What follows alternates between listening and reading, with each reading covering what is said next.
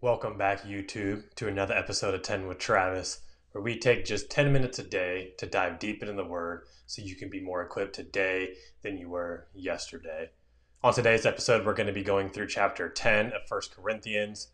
In last episode, we went through chapter 9 and we saw just Paul being a good example for us on how it is to deny yourself for the betterment of others and ultimately the betterment of the gospel. And then we ended yesterday talking about how we are running a race for Christ, a spiritual race for Christ, and therefore we need to train spiritually in order to get the most out of our life and the opportunities that God has given us.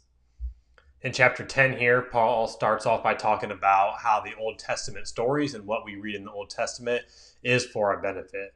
So we should be reading those with a lens of how we can get better each and every day and how we can maybe avoid some of the things that they did not avoid.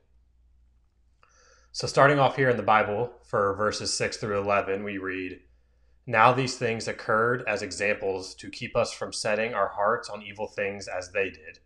Do not be idolaters, as some of them were. As it is written, the people sat down to eat and drink and got up to indulge in revelry. We should not commit sexual immorality, as some of them did. And in one day 23,000 of them died. We should not test Christ, as some of them did, and were killed by snakes. And do not grumble, as some of them did, and were killed by the destroying angel. These things happened to them as examples and were written down as warnings for us, on whom the culmination of the ages has come."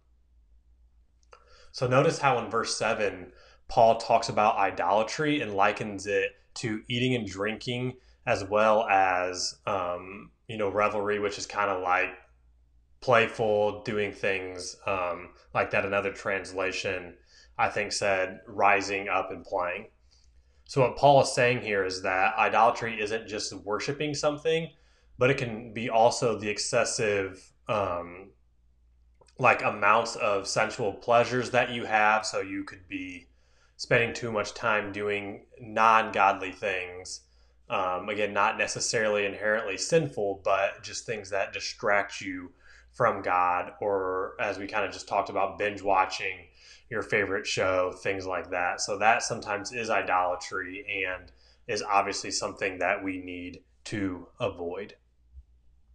So go ahead and open up the New Testament if you haven't and read through some of those stories yourself, see how they can help you in your day-to-day life, and you'll just see how interesting some of those actually are. They seem like fictional stories, but we obviously know them to be true, which adds even more power to the story.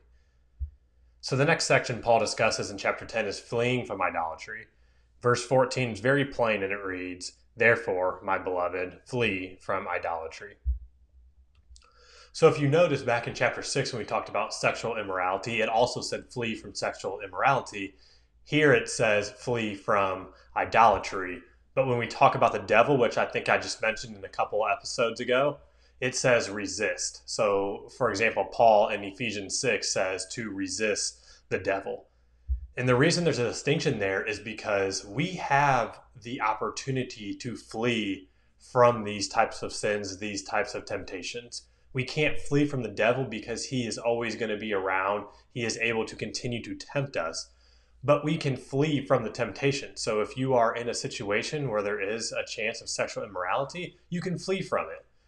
For idolatry, if you have a hard time watching too much Netflix, maybe you sell whatever that is that makes you watch Netflix. It could be your TV, it could be your Amazon Fire Stick, it could be anything like that. So again, we can flee. That's how you flee, is you get up and you move and you go away from what that is. And then for them back in that day, you have to realize that idolatry was something some of them who are now believers might have just came out of. So what Paul is saying too is you need to completely flee from that, because if you are even around it, or you kind of see it going on, you might go back into your former self or have thoughts about going into that lifestyle again. Similar to if you were an alcoholic or you're trying not to be an alcoholic, you need to flee from the things that made you an alcoholic. So even going out to dinner in the evenings to watch a sporting events at a sports bar, even if you are not drinking, is not a good idea. You need to flee from that. Fleeing from that would be watching it from your house or watching it with some friends that don't engage in alcohol. Again, as we talk about, having a sip of alcohol, having a drink of alcohol, is that inherently sinful? Probably not. But the lifestyle that it can lead into, or the lifestyle it can bring you back into, is a sinful lifestyle. And that is why Paul tells us to flee from those things. So the last section Paul discusses in chapter 10 is all glory going to God. Verses 23 through 24 read, all things are lawful for me, but not all things are helpful. All things are lawful for me, but not all things edify. Let no one seek his own, but each one the other's well-being. So the way you glorify God generally is always putting other people first. So he's saying that all things are lawful, but it might not be helpful or edify even himself or maybe that person that he is with. So it goes so well with the theme of the last few chapters of making your decisions based on other people and how it affects other people. So will doing something help other people or edify other people? Maybe abstaining from something, will that help people or edify people or go the other way? Those are the things we need to be thinking about in our heads when we're going to make decisions. Because he does then go on in this section to talk about that they may eat whatever they get in the marketplace. He says that they can go to an unbeliever's house and eat whatever is presented to them. And again, back then, the unbeliever is probably, somebody that might be offering things to idols. But he says we can do that with one caveat, and the caveat is the knowledge. So if you have the knowledge of those things offered to idols, then you do not partake of it. But if you don't have that knowledge and you partake of it and it ended up being offered to idols, it doesn't affect you because your motive and your intention and your consciousness sake is clear. He even says in those verses, and you can go look for yourself, that he asks to not even ask any questions. He says, don't even ask any questions. But if you happen to find out, then you need to do the correct thing. And that brings into verse 31, which is right at the end. And it says, therefore, whatever you eat or drink, or whatever you do all to the glory of God. So when you go about your life, you need to examine your decisions based on how it will glorify God. And to be honest, God doesn't need you to defend him. So it says it's lawful for me to do. You don't need to go ahead and do that and say, well, God has given me grace and he has came and he has sacrificed on the cross so I can have this and it took away the curse and all. You don't need to do that because the whole point is glorifying God, and you don't glorify God from you to God always. Sometimes it's glorifying God through other people.